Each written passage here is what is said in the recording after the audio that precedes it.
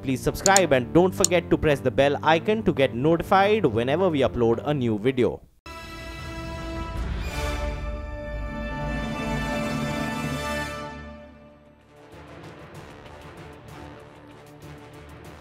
As India celebrates its 72nd Independence Day, Prime Minister Narendra Modi has delivered his 5th Independence Day speech from the ramparts of the Red Fort, setting the tone for Battle 2019. In what was his last Independence Day speech ahead of the next year's Lok Sabha election, Prime Minister Modi focused on the economic agenda of the government. The Prime Minister compared his tenure with that of the UPA and said that his government's performance could be judged on the basis of the speed at which the economy has been transformed since 2014.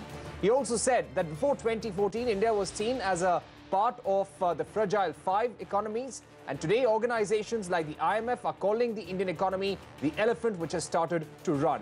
The Prime Minister highlighted his government's effort to tackle black money as well, and added that the corrupt and those who have black money will not be forgiven. He also slammed the opposition for not allowing the passage of the anti-triple talaq law, saying that his government was committed to Muslim women, women empowerment and the passage of this law. He had a political message on Kashmir as well, saying that he follows Atal Bihari Vajpayee's path of Kashmiriyat, Insaniyat and Jamhuriyat, and he also believes in the fact that Kashmir problem cannot be solved by golis or galis, but gale lagake, by gale lagake. That was the Prime Minister's big political message on Kashmir. Let's get in our panel right now to discuss the Prime Minister's political message. We have Gopal Krishna Agarwal of the BJP. We have Rajya Sabha MP and member of the Congress Party, Pratap Singh Bajwa. We have senior journalist Sharath Pradhan joining us, and P. Chengal Reddy, Chief Advisor of the Consortium of Indian Farmers Association. Pratap Singh Bajwa, if I can come straight to you first. The Prime Minister used the platform of the Red Fort. He had this opportunity before 2019, and he made it clear that the pace of reforms today is much better than what it was in 2013. In fact, if they had followed the same pace of reforms, then simple things like building toilets and electrification would have decades and even hundreds of years. How do you respond to that? See, one thing I want to say that first of all, I want to congratulate all Indians on this very auspicious day, Independence Day of India. So I will not, being in the opposition, I will not like to criticize the Prime Minister, because the Prime Minister is the Prime Minister of the whole nation. He is even our Prime Minister and we hold him in very high regard. But one thing is there, he is a great mesmerizer. This is, I would like to say that at one given moment, even Hitler mesmerized Germany. Even Mussolini mesmerized Italy, and just see what is the condition, or what was the condition of those two nations. He also, on the Red Fort, every single year, he has been promising something, delivering nothing. Every second year, he comes up with a new program and forgets about the rest. I just wanted to ask the Honorable Prime Minister today, what is the state of the economy? Rupee has hit more than 70 rupees per dollar.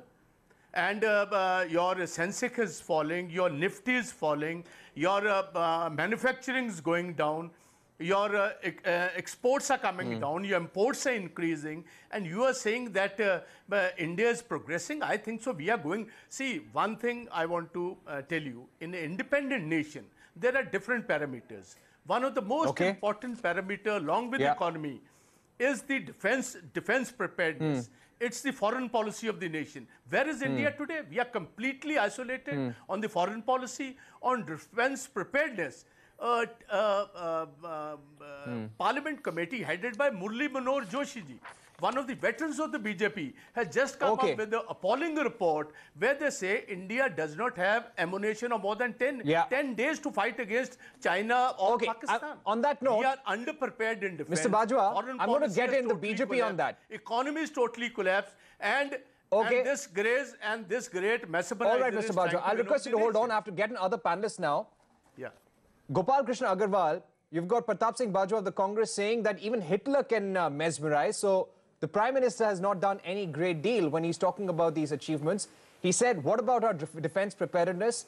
And there are also challenges in the form of economic challenges. Look at the rupee hitting the 70 to a dollar mark for the first time, $18 billion trade deficit. These are big economic challenges, and the Congress is saying none of this has been addressed in the Prime Minister's speech.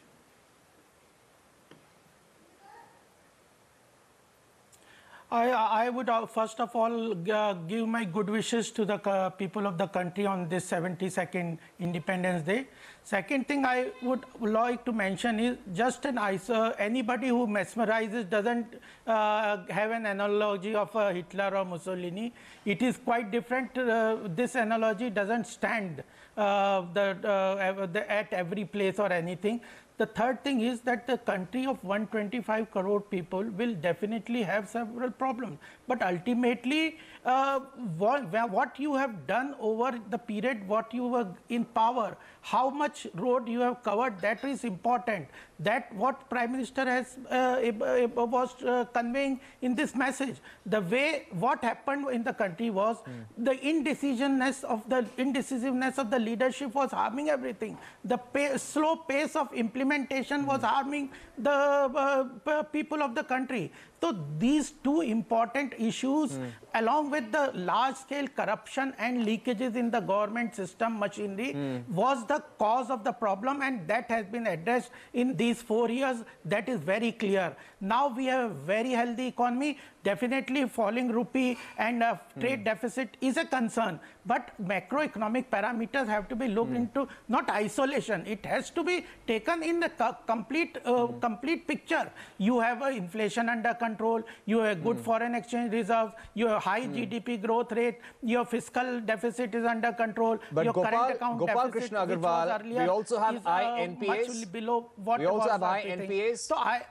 agree, there are problems. Like Nirav Modi, Mehul Choksi, Vijay Mallya, Yes. they're on the run. They're all in different parts of the world. We're yet to be able to catch them. I'm going to get in Sharad Pradhan also on the big message over here. Sharad Pradhan, that's what you heard the Prime Minister addressed. spoke for about No, just 10 seconds more. These are not his longest important speech, issues you raised. But Sharad Pradhan, yeah, I'm going to come back to you, Gopal Agarwal. But Sharad Pradhan, what do you think was the Prime Minister's big message over here? He hit out at the Congress, he hit out at the opposition, he spoke about women empowerment. What do you think was the Prime Minister's strategy as he spoke from the Red Fort today? Well, you know, the main message is about the comparison that he drew between the previous governments and his 4.5-year stint as Prime Minister. And very skillfully he did that, you know, thanks to his oratory skills, which undoubtedly is mesmerizing for whatever reason. And, you know, the way he compared, he sought to draw a comparison between what had now the benchmark is 2013, very skillfully. This is the first time he is doing this. And he is talking about what he has been able to achieve and deliver between 2014 and now. And I think that is going to be the focus of the 2019 campaign, election campaign. Because he would try and make it easier to impress upon people that, look here, whatever was done until 2013, that was at a very slow pace, and we have delivered this. You know, in the bargain, he will be able to cover up things like Nirav Modi and Choksi and a lot of failures which have actually happened. And the many issues which he has not addressed, which is unemployment. Unemployment, he has been talking about very vaguely. In recent speeches, he was in Lucknow some time back over to address a summit, investor summit, and he talked about providing 2 crore employment to people in India by simple statistics that he was citing, that so many CAs have passed out in these years, 2 years, so therefore so many people have got employed. You take it for, but I know what Gopal Agarwal would say to that. BJP spokespersons have been saying that Prime Minister never spoke about 2 crore jobs, but we have reliable data that jobs have increased. This is what the BJP has been saying. Even though Niti Aayog is saying that we are yet to come up with credible data and a mechanism for that. But let's get in a representative from the farmers sector right now. We also have with us Mr. Chengal Reddy, Chief Advisor of the CIFA. Mr. Chengal Reddy, were you satisfied with the kind of assurances that came from the Red Fort today? The Prime Minister said that we've raised MSP. This was a demand that had been there for the past several years. We are committed to doubling farmer incomes. Do you think he gives hopes to farmers across the country, Chengal Reddy? My message to my farmers friends is, we got independence, but we have not achieved freedom. Now, Mr. Regarding this, is the major problems that are confronted since 2004 are basically one that of how do we overcome of this debt trap every farmer in India has.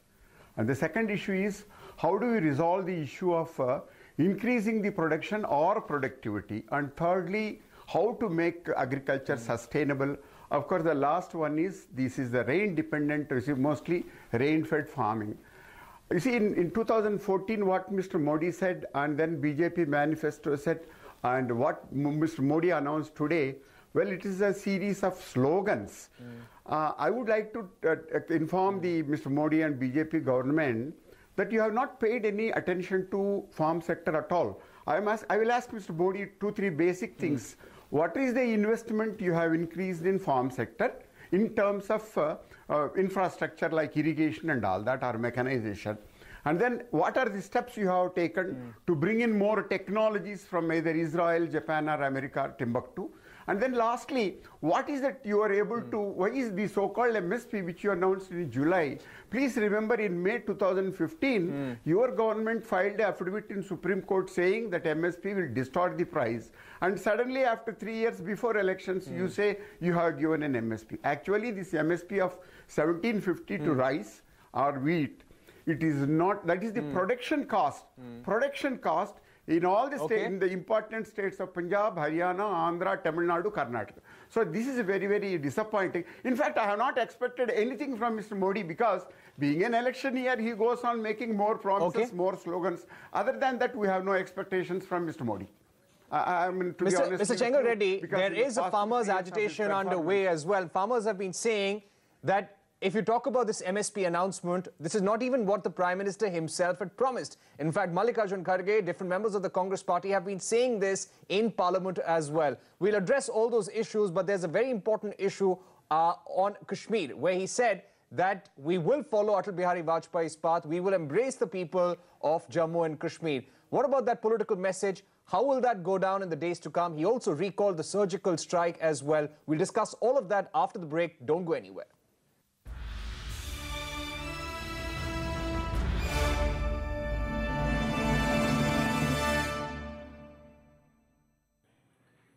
Welcome back to this special broadcast on Independence Day. We're joined by Gopal Krishnan Agarwal of the BJP, Pratap Singh Bajwa of the Congress, Chengal Reddy and Sharath Pradhan, senior journalist. And we will go fast now because there are a number of issues to be covered. And I'd like to begin with Sharath Pradhan. Sharath Pradhan, do you see any change in policy towards Kashmir when the Prime Minister says Kashmir ki samasya ka samadhan gale lagakar hi kiya ja sakta hai, gali aur goli se nahi?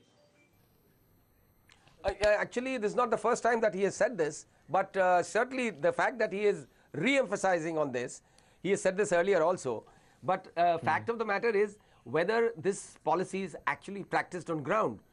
He said it earlier also, but it wasn't, that wasn't the case on ground. So if it is actually followed by the people down the line, I'm sure it could make a lot of difference. And the fact that he is talking about it, probably at the end of the day, he has also realized that Vajpayee's policy was the best solution to this age-old problem. So I'm sure things will change. The fact that he is making this kind of a statement from the ramparts of the Red Fort, I'm sure this should bring about a change. And also, you know, there is a lot of other political messages. You know, for instance, he talked about the flower blooming in the Nilgiris. Now, you and I don't know whether which flower and what flower. But the fact, and then he talked about Subrahmanyam Bharati. Sharath Pradhan, I'll quickly get in Gopal Agarwal. I'll come back to you because I want to pursue this point on Kashmir. Gopal Krishnan Agarwal, is there an acknowledgement within the BJP and the government that the last 4 years in Kashmir have not been good? Look at the statistics. 43 personnel are security personnel killed in Jammu and Kashmir. This year, 16 civilians killed as well. In 2017, 80 security personnel killed, 40 civilians also killed. In 2016, 18 civilians killed, 82 security personnel killed. But yes, a large number of terrorists have also been gunned down. So is there an acknowledgement that there needs to be a change in approach towards Kashmir? Gopal Agarwal. No, No, I don't think there has to be a change. What Prime Minister has said, that there has to be a change in Kashmir policy. He mentioned that gale lagana is also an important part of the policy. But kisko gale lagana? जो हमारे देश के youth हैं जो misguided हैं, terrorist को थोड़ी गले लगाना है. For them there is army action, for them there is paramilitary action, and for the Pakistan infiltrators there is surgical strike. He has talked about surgical strike, the role of army in maintaining internal security and the border security. So Kashmir policy is different for different people, and terrorists are at the run. Their financial backbone is being broken. So Kashmir is a complex issue, and everything, Pakistan has to be dealt differently, youth of Kashmir have to be dealt differently, political process has to be dealt differently, and terrorists have to be dealt differently. And he says it's a mixture of gale lagana and strong arm policies. So that's nothing changed. I think strong Pratap Singh Bajwa, how do you respond to Gopal Agarwal? He's saying there is no change in the Kashmir policy. Just a second, please. The Prime Minister also emphasized that we are following what Atal Bihari Vajpayee has said on Kashmir. Yeah, that is there. That means in the 5th year, from the ramparts of the Red Fort, he had to concede that my 4-year policy on Kashmir has totally failed. He is going back on Mr. Atal Bihari Vajpayee's policy. Number 2, I want to say this on the your channel. The foreign policy of India has completely failed. All our neighbors, even Nepal, a Hindu nation, is today in the lap of China. Pakistan has become a satellite of China. Maldives has just told the Indian government, remove your military apparatus from Maldives. Sri Lanka is also today, China has thrown a bait. Bangladesh is also in the lap of China. What is he talking about? All of foreign policy has failed. The Kashmir policy has failed.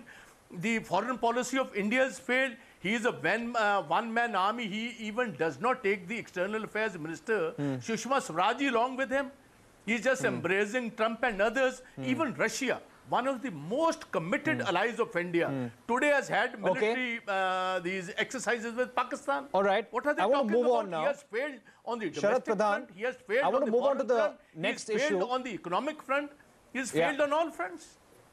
Sharat Pradhan, do you feel that it would have been better? He spoke about women's empowerment. He spoke about the fact that we are going to grant permanent commission to women through a transparent setup through the Short Service Commission. He spoke about triple talaq. But what happened in Deoria, what happened in Bihar, in Muzaffarpur, in Bihar, that was extremely serious. We've seen incidents of lynching. We have seen a huge debate over NRC. Do you think these are issues that should have been addressed by the Prime Minister in his speech? Well, certainly it should have been addressed. They have been skillfully, he skirted all these issues which are extremely fundamental to maintaining law and order in the country. You know, just talking about women being saved on account of triple talaq, fair enough. Muslim women, that's a good move. But the way the rapes are rampantly going on all over in different parts, particularly in states like UP and Bihar and even Madhya Pradesh, something drastic needs to be done. By simply citing 2 examples of Rajasthan and Madhya Pradesh, which he did in his speech, where quick dispensation of justice by the judges sent these guys to the gallows, the rapists to the gallows. But that is not a solution, because that must have been a case where some activist judge took the lead and decided to take an early decision. But the fact of the matter is that in most courts, these people go unpunished. So some law, the judicial, something has to be brought about, a fundamental change has to be brought on the judicial system to ensure that these people are punished. Secondly, lynching is something which is skillfully, carefully avoided. We'll take the last round of questions now. Yeah. I get your point, Muslim women also Mr. Sharat Pradhan, but men who are lynched. The Prime Minister spoke a lot about reforms. He said the pace of reforms today is much better than what it was way back in 2013. He spoke about electrification, how electricity has reached the remotest corners of India, how the farmer today is happier, how the government is committed to modernization and doubling farmer incomes as well.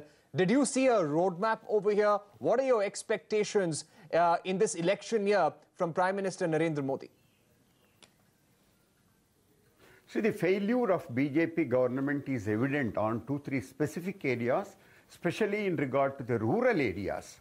Look at almost every state, there is agitation going on for reservation. Reservation for what? But 2-3% of government jobs. I mean, any community, every community wants to do the so-called reservation. Then the fundamental question that can you make agriculture sustainable, Mr. Modi hasn't able to answer. And lastly, the institutions. You see, what we expected Mr. Modi in 2014 when he came, most of the governmental institutions functioning is very, very below standard. Therefore, we thought the reforms means reforms in terms of technology to farmers, efficient governmental functioning, and reforms in terms of liberalization, incentivizing, and resolving farmers' issues on permanent basis, such as risk mitigation or long-term export policies. But if you look at today, there is no commodity. Every commodity is in distress. Milk, sugar, wheat, rice, pulses,